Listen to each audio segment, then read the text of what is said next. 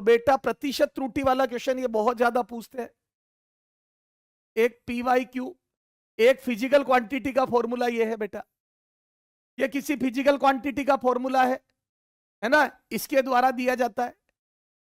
और बेटा आपको अगर पूरा PYQ के डिटेल देखने हैं तो वो FAQ सीरीज देख लो, यूट्यूब पे पढ़िए। हाँ, इंपॉर्टेंट कॉन्सेप्ट बता रहा हूं मैं।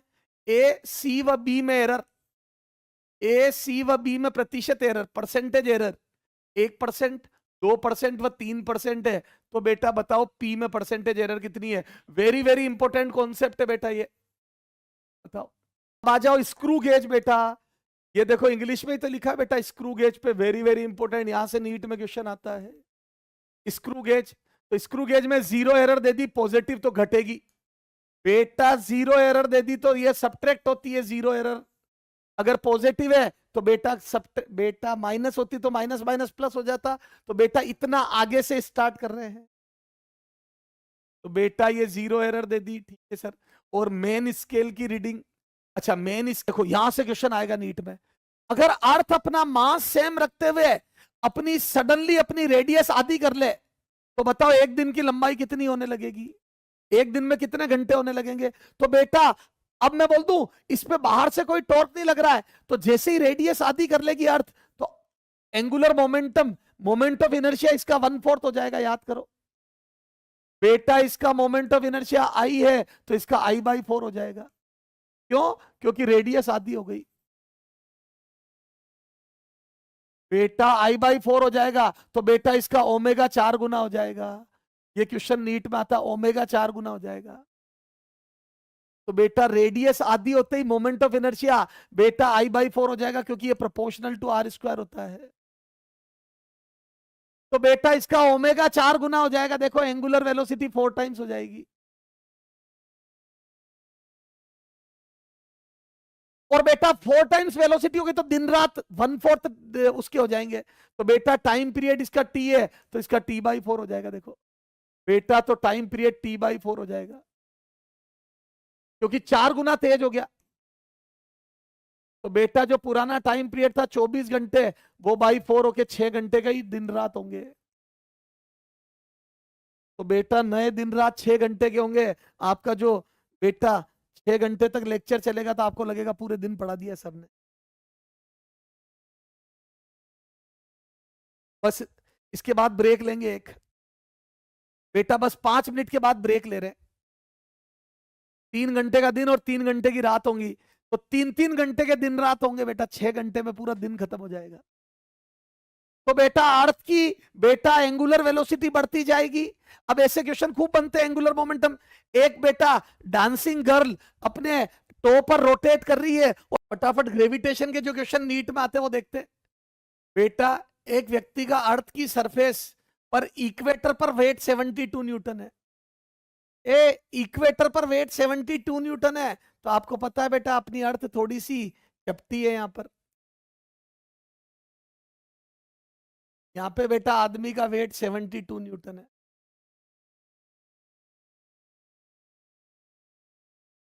तो आपको बताना सरफेस से 2r हाइट पर वेट कितना होगा, सरफेस से 2r हाइट पे। अब बच्चा जल्दी जल्दी में, अब बेटा एक बात बताओ, सरफेस से 2r हाइट पर वेट बताना है।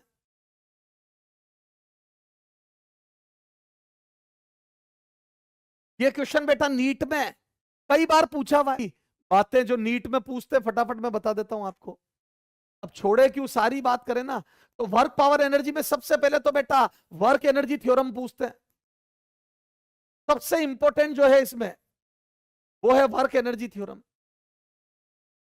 तो सबसे पहली बात है work energy theorem. Rebound height, एक बॉल को ग्राउंड पे छोड़ा तो टकरा के कितनी हाइट तक उछलेगा वो आता है, ठीक है। में organ pipe is very very important. A organ pipe और रेजोनेंस कॉलम ट्यूब बेटा, ऑर्गन पाइप और resonance column tube, a resonance tube, resonance tube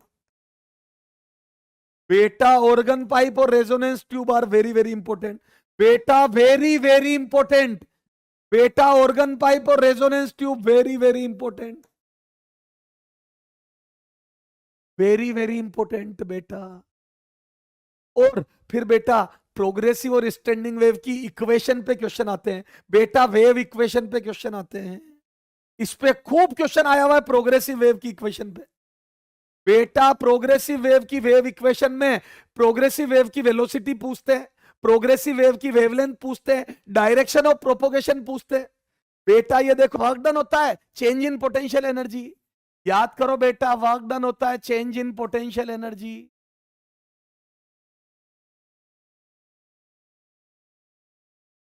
व्हिटस्टोन bridge ये नीट में आता ही आता है बेटा। मैं 100% गारंटी लेता हूं कि बेटा नीट में अगर 10 बार एग्जाम होगा तो 5 बार व्हिटस्टोन ब्रिज पूछा जाता है, तो पूरे पूरे चांस है नीट में व्हिटस्टोन ब्रिज के आने के लिए। ये क्वेश्चन बहुत पूछते हैं।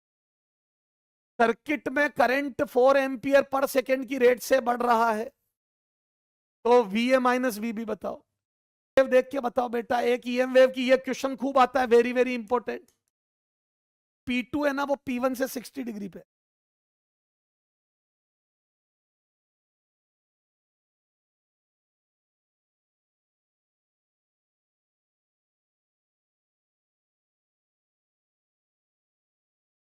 और ये 30 पे देखो कैसे क्वेश्चन बनते हैं। एक ब्रिवेस्टर्स एंगल बहुत इंपॉर्टेंट है, मेलस लॉ और ब्रिवेस्टर्स लॉ बहुत इंपॉर्टेंट है। देखो एक मीडियम की सरफेस पर गिरने वाली नेचुरल लाइट, याद है नेचुरल लाइट अनपोलराइज्ड होती है, अनपोलराइज्ड बेटा। नेचुरल अब इसमें इंपॉर्टेंट क्या है, तो इसमें एक तो सर्किट डायोड वाले सर्किट है बेटा, एक तो सर्किट है, एक लॉजिक गेट से क्वेश्चन आता ही आता है,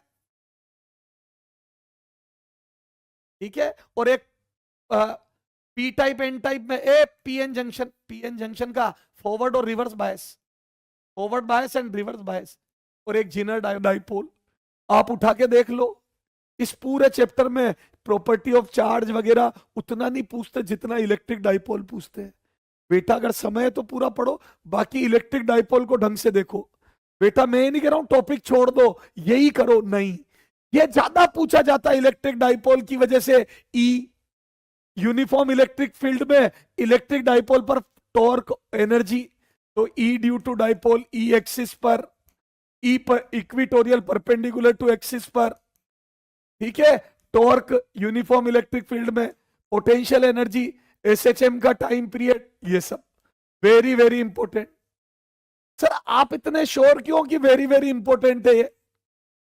याद है एक्सिस पे डबल होता है, याद है इनका रेशियो 2:1 होता है, ये नेगेटिव होता है, याद है उल्टी डायरेक्शन में होता है, P के अपोजिट होता है। ये सब क्वेश्चन पूछते हैं, उठा के PYQ देखो, आपको पता चल जाएगा।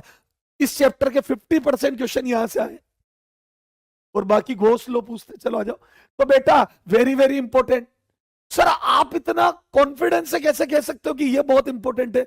क्योंकि ये की ये चीज वापस मैग्नेट में आती है, बाहर मैग्नेट में देखो, मैग्नेटिज्म एंड मैटर में, है ना। और ये की ये चीज मूविंग चार्ज एंड मैग्नेटिज्म में भी करंट कैरिंग कोइल का टॉर्क वगैरह आता है बेटा। करंट कैरिंग कोइल को यूनिफॉर्म मैग्नेटिक फील्ड में रखते हो तो वो मैग्नेट की तरह बिहेव करती है, तो वहां पर भी टॉर्क लगता है, एनर्जी होती है। वहां पर भी बेटा उसकी एक्सिस पर भी होता है, जैसे बाहर मैग्नेट में भी होता है। तो बेटा 3 चैप्टर में सेम कॉन्सेप्ट काम आता है ये, इसलिए बहुत इंपॉर्टेंट। इसमें सिर्फ series, parallel and Wheatstone bridge, बस यही हमारे सिलेबस में। डिस्प्लेसमेंट करंट और कंडक्शन करंट सेम होता है, याद है मैक्सवेल एम्पियर्स लो, तो ये epsilon naught d phi E by d t होता है। फिर एम्पियर मैक्सवेल लो, सब सब सब पूरा चैप्टर याद है। मैक्सवेल ने एम्पियर्स लो को गलत बता के मॉडिफाइड किया था। में Einstein's photo electric equation, photo electric experiment, जिसमें याद है बेटा फ्रीक्वेंसी बदलने से क्या होगा, सेचुरेशन करंट और स्टॉपिंग पोटेंशियल, है ना। और बेटा इंटेंसिटी बदलने से क्या होगा, तो बेटा क्या मैं बोलता हूं, फ्रीक्वेंसी एंड इंटेंसिटी का इफेक्ट इस पे ऑन आई सेचुरेशन और वी स्टॉपिंग, सेचुरेशन करंट और वी स्टॉपिंग पोटेंशियल। और वर्क फंक्शन पढ़ लेना ढंग से, ठीक है। और डी ब्रोगली वेवलेंथ पे सबसे ज्यादा क्वेश्चन आते हैं। De Broglie wavelength very very important. Power equivalent और एफ इक्विवेलेंट पूछते हैं, याद है। खूब सारे लेंस पास पास रख देंगे तो याद है 1/f इक्विवेलेंट बराबर 1/f1 + 1/f2। या P इक्विवेलेंट बराबर P1 प्लस P2। इस पे खूब क्वेश्चन आते हैं, खूब खूब खूब, कम से कम 4-5 क्वेश्चन आए हुए।